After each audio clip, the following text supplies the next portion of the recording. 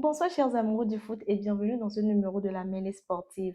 Aujourd'hui était la journée 3 de la Ligue des Champions et le débrief chaud d'aujourd'hui serait le match entre le FC Barcelone et Olympiakos et ce serait après ce jingle. Le coup d'envoi est lancé et le FC Barcelone rapidement ouvre le score à la 7e minute du jeu.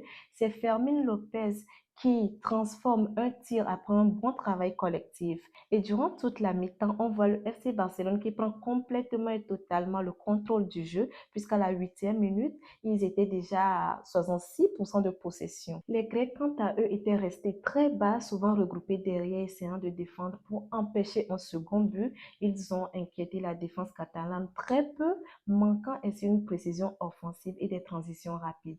À la 38e minute du jeu, une nouvelle action rapide très épatante menée par les Catalans, le faisant atteindre 2 buts avant la pause. Je vous décris.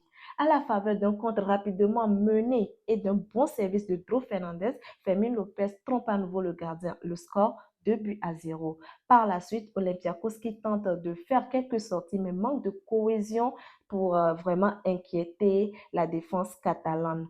Et oui, le Barça, ou bien on va à la pause avec un Barça serein, 2 buts d'avance avec une impression d'avoir déjà pris l'ascendant. À la reprise, le FC Barcelone affiche une ambition claire. Toutefois, l'adversaire ne lâche rien tout de suite.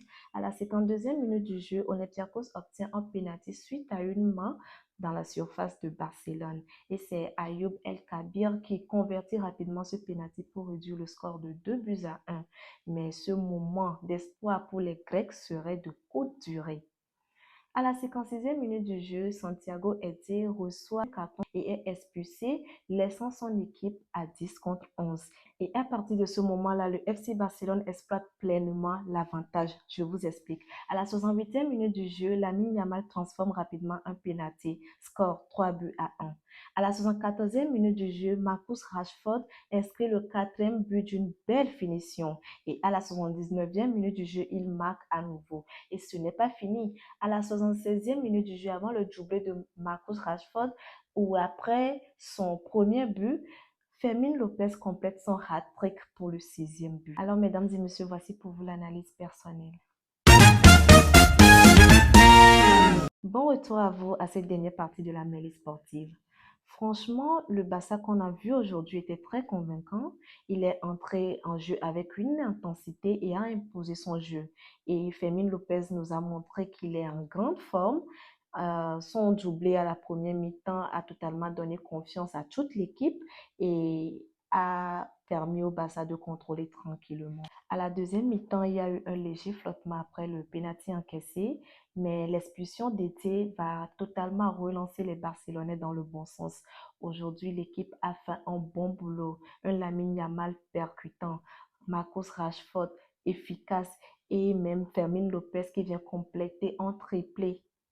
L'attaque a été très inspirée aujourd'hui, un milieu propre et parfait et la possession maîtrisée.